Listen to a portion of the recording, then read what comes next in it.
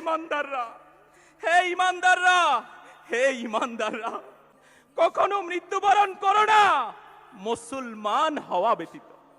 এই জন্য আমার আল্লাহ পাক কুরআনে পাকে বড়ই সুন্দর ঘোষণা দিয়েছেন।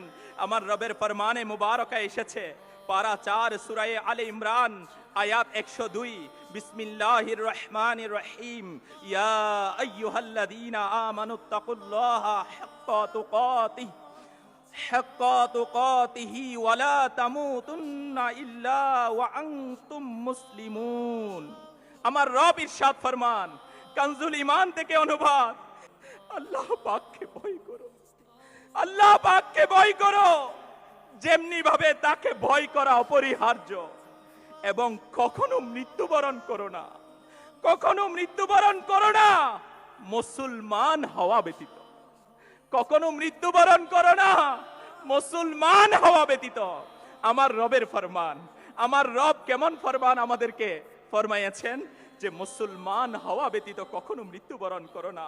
এই আয়াতে মুবারকার আলোকে তাফসিরে নূরুল ইরফানে রয়েছে, এ থেকে জানা গেল ইসলামের উপর শেষ পরিণতি হওয়াই হচ্ছে বিবেচনাযোগ্য।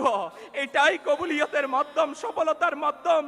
যদি সারা জীবন আমল ছিল, নেকি ছিল, ইবাদত ছিল, বন্দেগী ছিল, দাড়িও ছিল, টুপিও ছিল, পাগড়িও ছিল, সাদা লিবাসও ছিল, নামাজও পড়া হয়েছে, কিন্তু আল্লাহ তাআলার পানা, আল্লাহ তাআলার পানা, মৃত্যুর সময় ঈমান নিয়ে কবরে যাওয়ার সুযোগ হয় নাই, মৃত্যুর সময় অমুসলিম হয়ে গেল, তবে সে আসলে অমুসলিমের ন্যায় হয়ে গেল।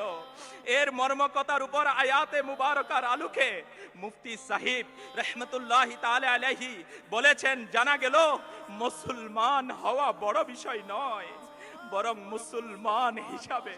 মুসলমান হিসাবে দুনিয়া থেকে যাওয়াই হচ্ছে বড় সফলতা। আল্লাহ পাক আমাদের সবাইকে ঈমানের উপর মৃত্যু নসিব করুক।